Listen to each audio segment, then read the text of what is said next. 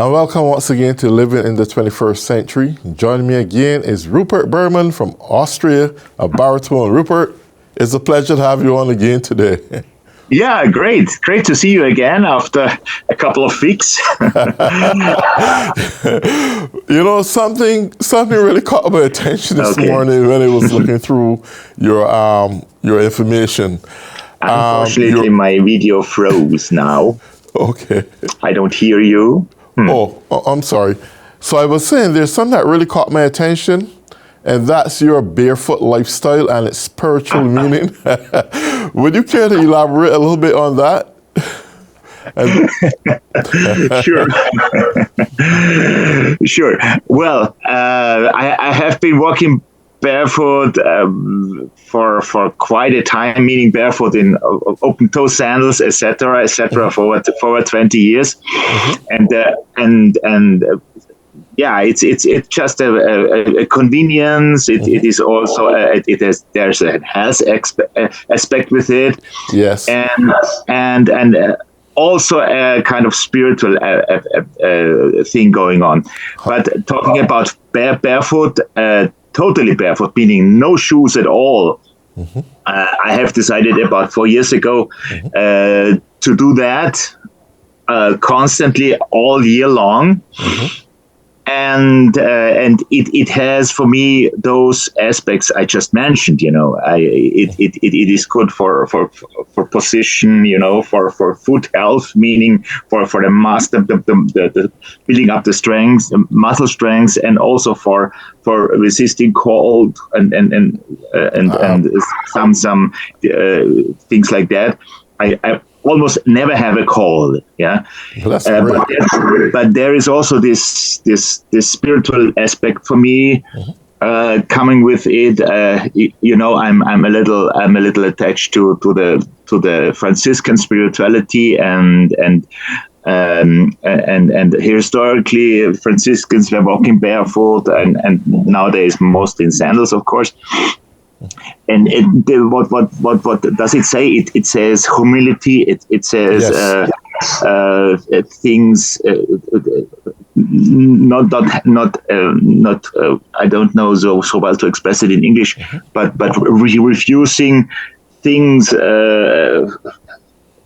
refusing much wealth or much, you know, this aspect is also for me poverty. You know, poverty is one of the of the three vows the Franciscan friars do, and of course this associations, let's say, to a simple life. Yeah, that's it. And of course, very humble and full of humility. That's humble, humility. That was the word. That's the reality. I was just looking for. And of course, there's the social aspect. Like you, it triggers you to ask me to start a conversation on this topic. And absolutely. And sometimes if I go to a shop or somewhere else, and people see me, I have some nice conversations, and I explain now, as I do it with you now in this moment, and people, perhaps some people think me to be an idiot or to be crazy, yeah. But maybe others think, why is he doing that? And maybe I could think. I even had people telling me, well, I have to try it by myself, you know. Yes. Yes. Of course, I'm not a fanatic. I must add, I'm not a fanatic. There are situations where I of course consider if people would mistake it like on a funeral, for example, then I look for my sandals. Yes. Yes, definitely. You know, there's something I want to really touch into today, and I would like you to elaborate a little bit on that. And that's your religion related to arts, music, and theater projects over the past 5 years on Moses, Job, and Paul. Yeah. Especially Job. Especially Job, yeah. Okay. No, you know, I since I've decided for a couple of years to reduce my more traditional theater work I had done, like operetta and musical and contemporary opera.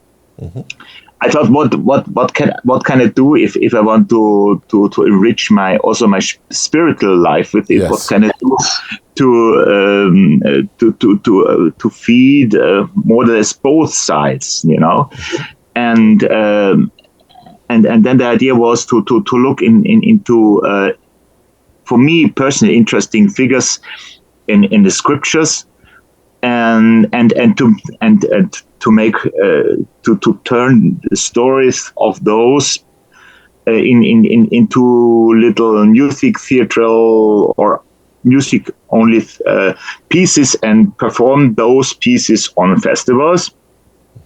This was the original idea with the Calling of Moses, a piece I initiated 5 years or so ago. And a local friend, a local composer, a Bulgarian-born female composer, Tsveta Dimitrova. She wrote for me this piece. Well, I put together the text, a text collage from the book of Exodus, and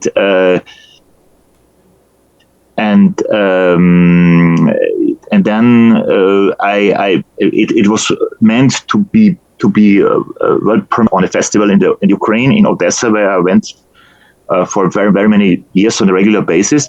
So this was the first of those religious pieces which I initiated, and it was very exciting. In spring 2019, I went there and met the world premiere. And from there on, I said, well, this is an interesting concept for me to combine religion and music, and my music theater, actually. So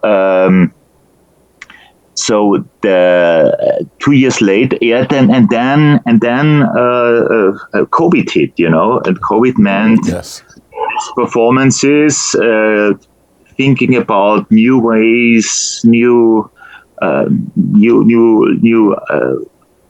paths to find, to go for performers. And then the idea was, then I had the idea, well, I could combine a live performance or the recording of a live performance with some video parts which I shoot extra somewhere in some sites or buildings or whatever what is needed, or outdoors. And this was the second project in this row on Job, and I really was fascinated. I dug rather deeply into the story and made also a text collage from the whole book of Job. I put together the text about for a mini mono opera, as we call it, of about 20 minutes or 22 minutes. At the end, it turned out that long, and it more or less I took the frame story. You know, the frame story in the book of Job is that God and Satan. They have a bet over Job, more or less, meaning that God, that Satan says God, asks God to, if he could, if he is sure, if Job would be confident, would be to him, and God says, well, you can try, you will see, only save his life. Exactly. Yes. Sorry, go ahead. Yeah. And I always get excited about Job. Go ahead. Sorry? I always get excited about Job's story. Yeah, I think you like it. Oh yeah, go right ahead. It's very interesting because it's so contemporary, actually. Yes. You know, there are so many jobs hopefully many jobs today, not jobs but jobs. Exactly. So I then took the frame story and of course then as a narrator on the stage, then I appeared as a narrator, tell that this introduction and then turn into job and with not totally naked but almost. Yes. And because it says naked, I came out of my mouth naked. Yes, of course we know. But yeah, so and then I tell basically in a monologue. I tell the story. There are not the three friends coming in, and of course I don't show God. I don't like to do that. God always appears indirectly. That I talk to God. This was the same in Moses. Moses then talks to God and repeats what God has told him. So and at the end of this piece, Job or Pain and Salvation of Job was the whole title of the piece. Then the narrator comes back and tells, well, now Job has succeeded and God was right. Yeah. So this whole thing, the music, of course, was written by an American Russian composer, which is very interesting from now because I performed it also in Odessa, and Anton Rovne is his name. He wrote a very nice music, contemporary, of course, atonal, but we had the idea to take some music of Georg Friedrich Händel, which is a very famous Baroque composer who used this famous line, "I know that my Redeemer liveth," yes. Which comes from the book of Job, and we used this music also in a little shortened, not the whole aria, in a little shortened part. So there is this atonal thing of contemporary music, and in the middle there suddenly starts a Baroque aria, which is a quite nice contrast. And I went with this piece to Odessa in before the war. This was in summer 2021, and I recorded it with musicians there, with the ensemble with whom I always work when I go to the Ukraine, and still will be working hopefully in a couple of months from now. And this was one part, and the other part was I wanted to do a more, not say realistic, but things which I could not do on stage. I was also inspired by all those paintings, famous paintings of different centuries, painted Job in almost no naked, as it is said, and he sitting in his destroyed house or whatever. So I wanted to have a optic thing that reflects that, and then I've in late 2021, back in Austria, I went with a very good videographer, video filmer, to an outdoor place near where I live, and kind of ruins, and I draw and we shooted a couple of scenes, and then I combined this with this recording from Odessa with the scenes I made in here in Mödling, and I think it turned out to be quite nice, and this combination of I jump back and forth between the both recordings. So and another aspect which is maybe interesting for the English speaking viewers, and there are probably only English speaking viewers, since the composer was his mother tongue is English, of course. Yes.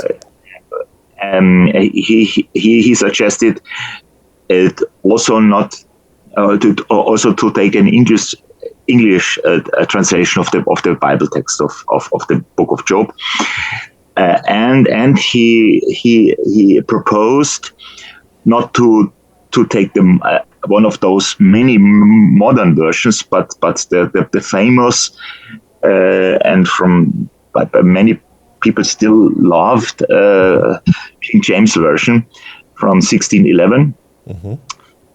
Which of course is for nowadays ears a little old-fashioned, but still for me as a not English speaker, it has a very special sound and value, actually, and I was glad we did it. It was still even more difficult for me to learn by heart, because I had, of course, on stage to sing by heart. Right. But with a couple of months of training, it turned out quite nicely. Wow. And it is available on YouTube. There is an English version without German subtitles, and a second version with German subtitles for my German-speaking audience. So please go to my, if you're interested, YouTube channel, Leifra Cantor, or search for my name, Rupert Bergmann, at YouTube, and you will find it. Yes. Yes. Do you have a different inward feeling when you act out Moses, Paul, or Job, opposed to acting out a piece of Shakespearean? Is it something different about the acting? No, from a point of acting, I don't think so. I mean, acting is acting. Mm-hmm. If you play a fun character in a comedy, or like Tevye, or if you play a biblical personality, there are, especially in music theater, there are things you have to go along with. You have to know where the conductor is, and this. I mean, of course, a difference is maybe if you are like myself, a religious person, you maybe are able to dive more deeply into the roles, or to have a deeper understanding. It is not, maybe it is not only acting. It is not only pretending things. Right. You know, it is really finding big parts in yourself. I mean, yes. It was with my Moses, which I was talking before. It was in these years I was on a journey of finding back to my religious roots, you know, and the calling, even the word, you know, the calling of Moses was important, and I stepped very deep into this story, and since the story of this piece of the Moses was about the bush, the burning bush and already as a student at a high school, I had caved a Lionel cut like this.